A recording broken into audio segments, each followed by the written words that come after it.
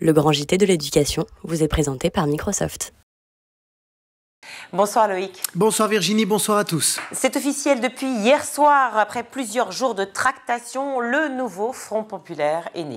Ce jeudi, à la mi-journée, les négociations entre la France insoumise, le Parti socialiste, les écologistes et le Parti communiste avaient été suspendues faute de consensus. Beaucoup de divergences sur le programme, les investitures et sur des thématiques délicates comme l'antisémitisme, la façon dont considérer le Hamas ou encore la participation d'Adrien Quatennens à ce scrutin, lui qui avait été condamné pour violence conjugale. Mais à 20h30, hier soir, effectivement, le nouveau Front populaire a été lancé. Vous voyez le communiqué.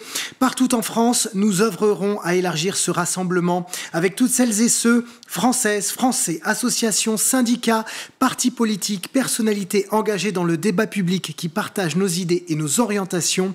Nous avons œuvré à un programme politique avec une déclinaison pour les 100 premiers jours du mandat, des propositions concrètes et réalistes pour que la vie des Françaises et des Français change vraiment.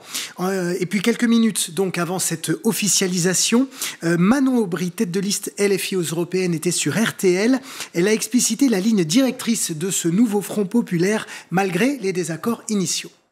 Vous pouvez être sûr qu'on arrivera à parler d'une voix commune, à la fois dans la condamnation des actes du 7 octobre, mais aussi dans l'issue à trouver dans la situation au Proche-Orient, qui est un carnage humanitaire sans précédent. Et nous parlerons d'une voix commune pour la reconnaissance de l'État de Palestine, pour des sanctions à l'égard du gouvernement israélien, comme un embargo sur l'envoi d'armes, la suspension de l'accord d'association entre l'Union européenne et Israël. Rassurez-vous, non seulement nous porterons une voix commune, mais notre enjeu, c'est bien évidemment de l'appliquer. Et dans ce programme, il y aura aussi une feuille de route sur les 100 premiers jours. Qu'est-ce que nous ferons dès que nous arriverons au pouvoir? Dès que nous arriverons au pouvoir, nous augmenterons le salaire minimum, le SMIC, à 1 600 €. Dès que nous arriverons au pouvoir, nous abrogerons la réforme de l'assurance chômage, la réforme des retraites, qui sont des perspectives, je crois, très claires et surtout source d'espoir pour le pays. Et c'est ça dont on a besoin de retrouver. Invité sur TF1 hier soir, François Hollande s'est réjoui de cet accord, tout comme Ségolène Royal et Raphaël Glucksmann, tête de liste PS aux Européennes. Invité de France Inter ce matin, il affirme, je cite, « La seule chose qui importe à mes yeux, c'est que le Rassemblement national ne gagne pas les législatives et ne gouverne pas le pays. La seule façon de faire, c'est qu'il y ait une union de la gauche. C'est notre responsabilité historique. Mais ce rassemblement ne pouvait pas se faire sans clarification. Le sujet aujourd'hui, ce n'est pas Jean-Luc Mélenchon, c'est Jordan Bardella. » Mais cette coalition n'est pas une victoire pour tout le monde. Hier soir, Manuel Valls, ancien Premier ministre socialiste, était sur RTL. Il a exprimé sa tristesse et son incompréhension. Que le Parti socialiste, héritier de cette histoire, signe un accord avec la France insoumise, dont le leader et plusieurs de ses députés, encore ces derniers jours, ont tenu des propos anti-juifs et anti-israéliens au nom de l'antisionisme, est pour moi une défaite politique et morale, et que le parti du gouvernement qui a fait aussi des réformes sur la retraite puisse signer de telles choses, c'est-à-dire l'abandon de choix difficiles. Moi, je n'étais pas forcément d'accord avec la dernière réforme des retraites menée par Emmanuel Macron. J'aurais préféré une concertation, une réforme par points, beaucoup plus juste, mais personne ne reviendra en arrière, et que sur le plan d'ailleurs européen, vis-à-vis de Poutine ou vis-à-vis de l'OTAN, on puisse s'engager ainsi uniquement pour sauver des sièges de députés. Je pense que c'est grave. Donc on va vers une confrontation réellement. Et de leur côté, les membres du gouvernement tentent de convaincre les électeurs programme contre programme. Écoutez Sébastien Lecornu, le ministre des Armées, il était ce matin sur RTL. Il met en garde contre le danger militaire que pourrait représenter cette alliance. La question de la dissuasion nucléaire, que la voûte qui protège nos intérêts vitaux, y compris au moment où la Russie mène une guerre d'agression sous sa propre voûte nucléaire. Europe Écologie Les Verts est contre la dissuasion. Le Parti communiste français est historiquement contre la dissuasion, pas de surprise. La France insoumise est contre la dissuasion nucléaire. Et le Parti socialiste, parti de gouvernement, on a entendu le président Hollande hier soir à la télévision, est pour la dissuasion.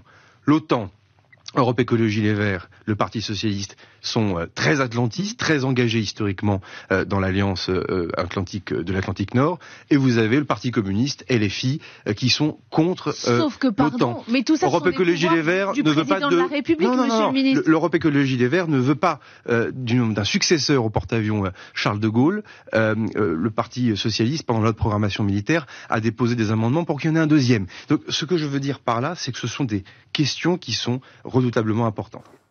Un nouveau front populaire qui se veut donc disruptif avec des candidats venus de tous horizons et qui sollicite donc des personnalités assez étonnantes. C'est un poste qui n'est pas passé inaperçu hier. L'influenceuse Maëva Guénam, 27 ans, bien connue des téléspectateurs de la télé-réalité Les Marseillais sur W9, s'est vue proposer une circonscription par la France Insoumise. Elle avait récemment créé la polémique en incitant les jeunes filles à faire une chirurgie pour rajeunir leur vagin. Elle avait été aussi accusée de racisme anti-asiatique. Pourtant, Maëva Guénam affirme avoir été contactée pour rejoindre Jean-Luc Mélenchon. Regardez. Vous savez ce qu'on vient de me proposer ? De rentrer en politique, de faire moi de la politique, parce que j'ai beaucoup d'influence et tout. Par Allah, mais une proposition très sérieuse. Est-ce que vous me verrez faire de la politique ?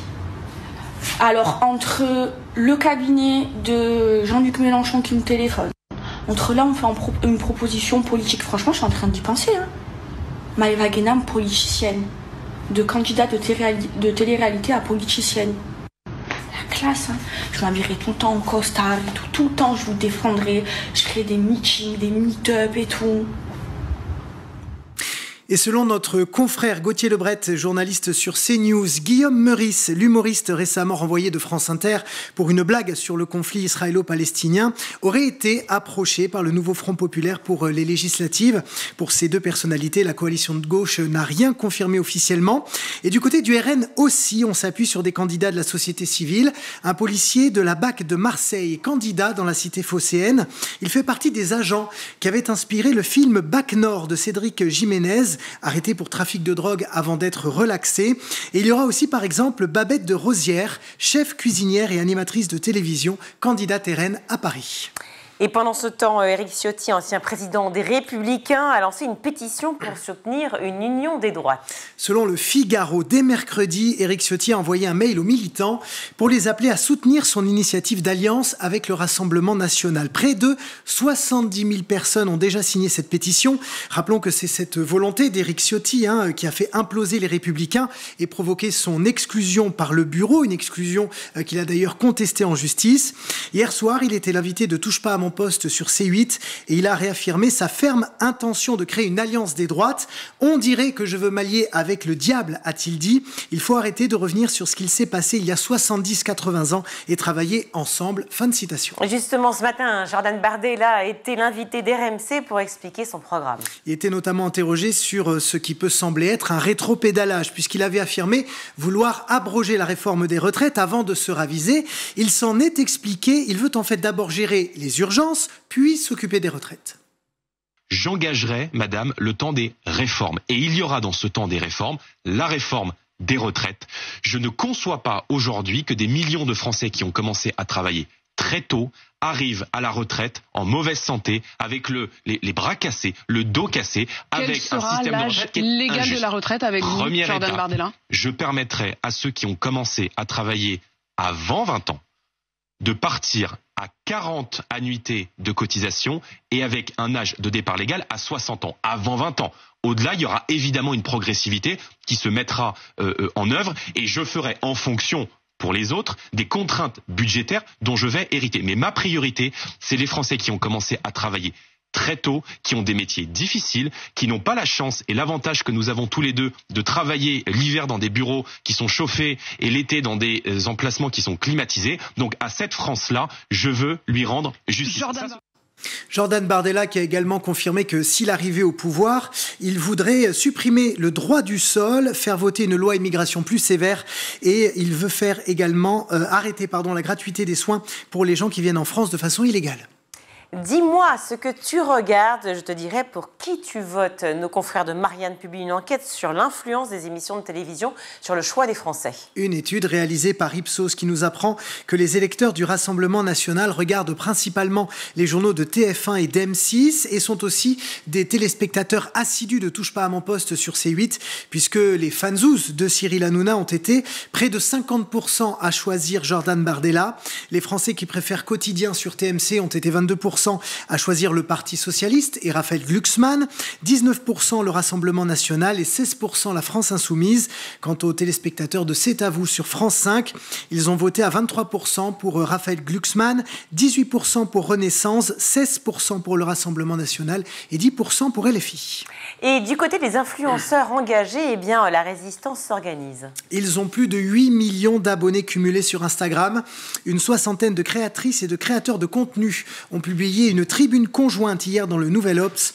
Citoyennes et citoyens, avant tout, nous connaissons l'impact et les conséquences du rejet, de l'exclusion et de la haine, parce que nous sommes femmes, parce que nous sommes racisés, parce que nous sommes LGBTQ+, ou parce que nous venons des quartiers populaires et des zones rurales, écrivent-ils. Nous appelons à faire corps et nous invitons nos collègues de l'immense open space qu'est Internet à s'engager, à user de leur voix et de leurs audiences avant qu'il ne soit trop tard. Et des réseaux au pavé. 5 confédérations syndicales appellent à manifester demain contre l'extrême droite à l'Assemblée nationale à Paris. 50 à 100 000 participants sont attendus. Ce sera également le cas dans différentes villes de France. Et sur un tout autre sujet, c'est ce matin que les élèves de première ont passé l'épreuve du baccalauréat, l'épreuve écrite de français. 530 000 élèves ont planché avec, pour le commentaire, le roman et le récit du Moyen-Âge au XXIe siècle et un texte de Claire de Duras intitulé Édouard qui date de 1825. Et pour la dissertation, c'est la poésie du 19e au XXIe siècle qui est tombée avec au choix Cahiers d'Odoué d'Arthur Rimbaud, La rage de l'expression de Francis Ponge ou Mes forêts d'Hélène Dorion. L'épreuve orale se tiendra entre le 24 juin et le 5 juillet prochain. Merci Loïc pour ce JT très complet. Vous avez regardé le grand JT de l'éducation avec Microsoft.